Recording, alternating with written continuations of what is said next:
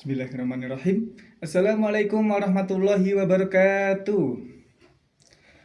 Hamdan ala ya Allah, salatan wa tasliman alaika ya Rasulullah. Yang terhormat Bapak Rektor Universitas Hasyim Asy'ari, Bapak Haris Supratno. Yang sama-sama kita hormati Bapak Hanifuddin Mahadun selaku dosen pengampu mata kuliah metode psikologi belajar. Kedua orang tua saya yang sangat saya cintai, dan tak lupa pula teman-temanku yang insya Allah berbahagia pada pagi hari ini. Di sini saya Ahmad Mahatma Gandhi dari kelas 1 BPAI absen 14 ingin mempresentasikan makna psikologi pembelajaran PAI. Sebelum kita lanjut, izinkan saya untuk menyampaikan sebuah pantun. Pergi ke perpustakaan membaca buku. Di sana ditemani Pak Ganjar. Hai teman-temanku, ayo kita giat dalam belajar. Langsung saja ke pembahasan, yakni yang pertama ada pengantar. Pengantar jenis-jenis psikologi.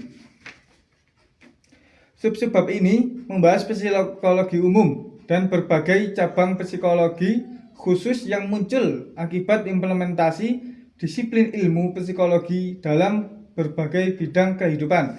Jadi di sini psikologi pembelajaran PAI membahas ada dua, psikologi umum dan psikologi khusus. B. Makna psikologi pembelajaran PAI. Subbab ini pertama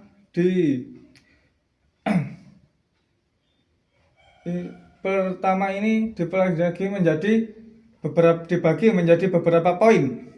Yang pertama, sejarah dan pengertian psikologi, yakni psikologi berasal dari bahasa Yunani, yakni psyche dan logos. Di sini psikologi menjelaskan sebagai ilmu yang mempelajari tingkah laku yang individu dalam interaksi dengan sekitarnya, membahas kritik terhadap psikologi konvensional yang tidak membahas di mana spiritual dan memunculkan konsep psikologi Islami. Jadi di sini psikologi menjelaskan ilmu yang mempelajari tingkah laku individu, tingkah laku entah itu siswa, guru, mungkin juga dosen itu sendiri. Lanjut ke dua, pengertian belajar. Menyajikan definisi sebagai proses untuk memperoleh perubahan tingkah laku yang baru secara keseluruhan sebagai hasil dari pengalaman. Jika kita tidak belajar, mungkin kita tidak akan mendapatkan apa-apa. Wawasan kita juga kurang luas. Terus apa yang kita dapatkan atau pengetahuan mungkin juga kurang kalau kita tidak belajar. Mendefinisikan pembelajaran sebagai upaya mengarahkan aktivitas siswa ke arah aktivitas belajar. Jadi kita harus mengarahkan aktivitas siswa yang biasanya hanya main, hanya ngobrol, untuk belajar, untuk bekal masa depan mereka. Lanjut ke tiga, pengertian pendidikan Islam. Di sini menyajikan beberapa definisi pendidikan agama Islam, tapi pada intinya adalah usaha mengubah tingkah laku individu agar tunduk dan dilandasi nilai-nilai Islami. Seperti seumpama ada murid yang kurang sopan terhadap orang tua, tidak punya sopan santun atau kurang dalam gaya berbahasa.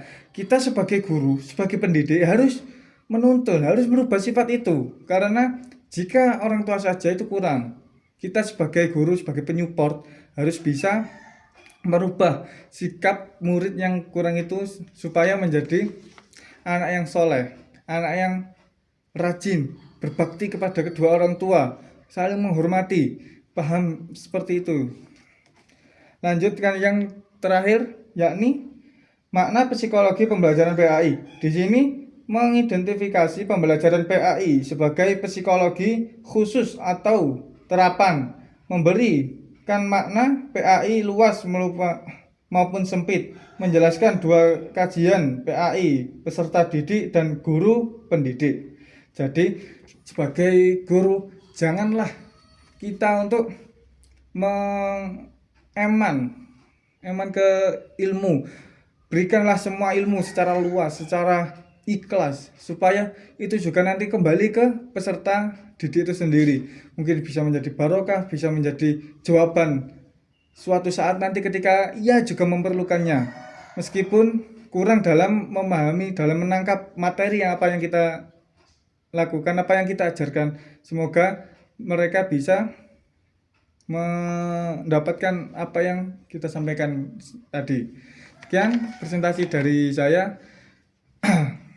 Mohon maaf apabila ada kurangnya. Wassalamualaikum warahmatullahi wabarakatuh.